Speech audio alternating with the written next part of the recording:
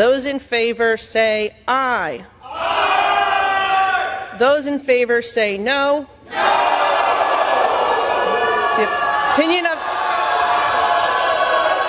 It's the opinion of the chair that the ayes have it and the resolution is agreed to. And without objection, the motion to reconsider is laid on the table. Thank you, Mr. Speaker. We've heard from my colleagues the reasons why the Representative Omar should be removed from this committee, but I feel like all the reasons have not just yet been stated, which is why I rise to add for the record.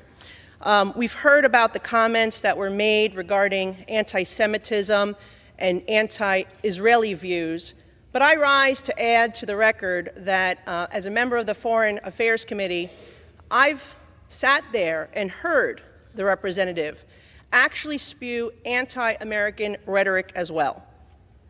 I've been in that committee room where the representative equates Israel and the United States to Hamas and the Taliban. Absolutely unacceptable for a member of that committee.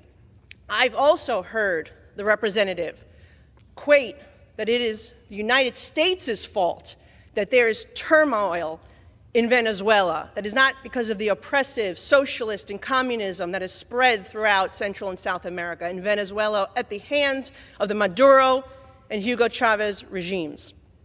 That is unacceptable.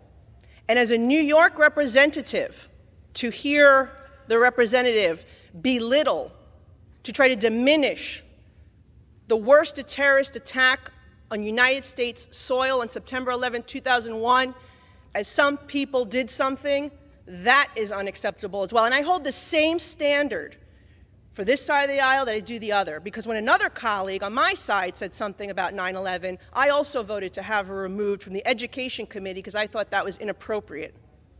So I'm being consistent here, and I hope my colleagues will do the same to show that this is about consistency and accountability, because we should not have an individual with those views on the committee that is tasked with representing our country and our Congress to foreign nations. I yield back.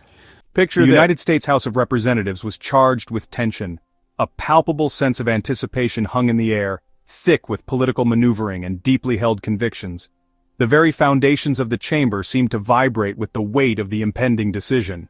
The focus Representative Ilhan Omar's seat on the House Foreign Affairs Committee, her position once secure, was now the subject of intense debate and scrutiny, a flashpoint in the ongoing ideological battles that defined the current political landscape. Republicans, newly in the majority, moved to remove her. This was more than just a procedural matter. It was a statement of intent, a demonstration of power by the ascendant party eager to reshape the committees to reflect their priorities. Democrats braced for a fight, seeing the move as both personal and symbolic. They viewed it as an attack on free speech and a dangerous precedent that could further erode the principles of inclusivity and diverse representation within the halls of Congress. The Speaker, with a measured tone, called for a vote. The chamber hushed, every eye fixed on the podium, as the fate of Representative Omar's committee seat hung in the balance. Those in favor say aye. The Republican side responded in unison, a chorus of voices that resonated with unwavering conviction. Their voices echoed with the confidence of a party in power, a clear signal of their resolve to enact their agenda and assert their dominance in the House. Those opposed say no. Democrats erupted in protest, their voices defiant and angry, a passionate outcry against what they perceived as an injustice and a blatant abuse of power. The divide was unmistakable. Partisan lines drawn in sharp relief, a stark reminder of the deep polarization that gripped the nation's political landscape. The chair declared, with an air of finality, "The ayes have it." The gavel fell. The decision was final, its resounding echo silencing the dissent and marking a definitive turning point in the ongoing power struggle.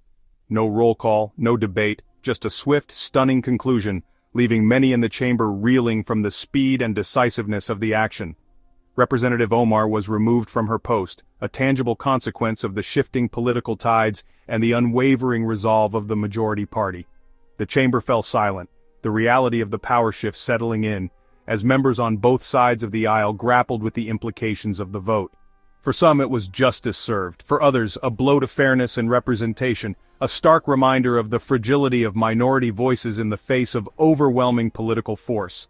The moment captured the raw, unfiltered state of American politics, a microcosm of the larger battles being waged across the nation, where power, ideology, and representation collide in a constant struggle for dominance.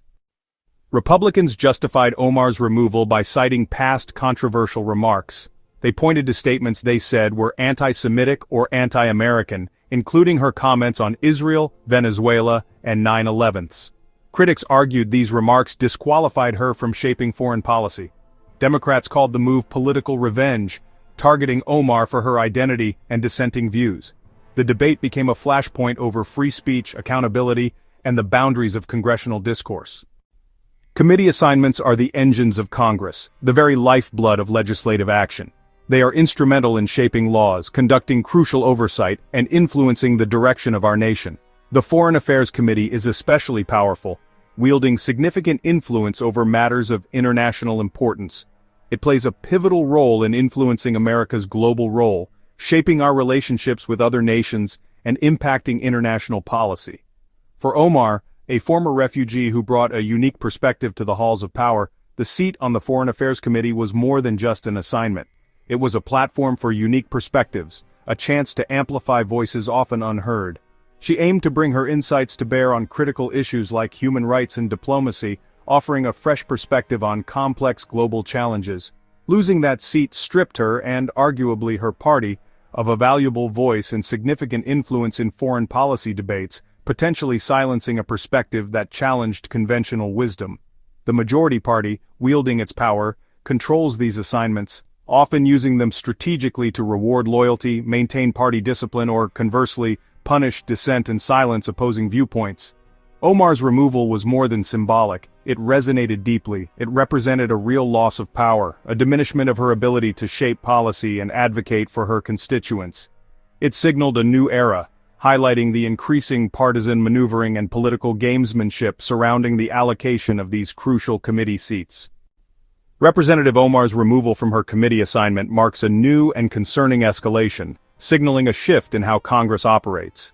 This action underscores the deepening chasm in congressional partisanship, highlighting the intense divisions that now permeate nearly every aspect of legislative life. Committee seats, once considered essential for effective governance, are now increasingly wielded as weapons in political battles, used to punish opponents and consolidate power. They are no longer viewed simply as tools for governance and constructive policy-making. Republicans, energized by the vote, saw it as a significant victory. They delivered on promises made to their base, demonstrating their commitment to fulfilling campaign pledges and solidifying their support. Democrats, on the other hand, saw the move as a profound injustice. They rallied around Omar, expressing solidarity and condemning what they perceived as a politically motivated attack. Despite their strong objections, they were ultimately powerless to stop it, highlighting the limitations of the minority party in the current political climate. The move sets a potentially dangerous precedent for future retribution, raising concerns about the long-term consequences for congressional norms and civility. This action risks deepening the cycle of partisan warfare, making compromise and cooperation even more difficult to achieve. Every seat, every vote, now carries higher stakes than ever before. The political environment is charged, and the implications of each decision are magnified. The episode serves as a stark reminder of the fragility of political norms. It highlights the significant consequences of power shifts in Congress, and the potential for those shifts to reshape the legislative landscape. It's a turning point, a moment that could redefine the boundaries of acceptable political behavior. This is a key moment in the ongoing struggle for control, a battle that will determine the direction of policy and the balance of power. The ramifications of this vote extend far beyond a single committee assignment, impacting the future of American democracy and the very fabric of our political system.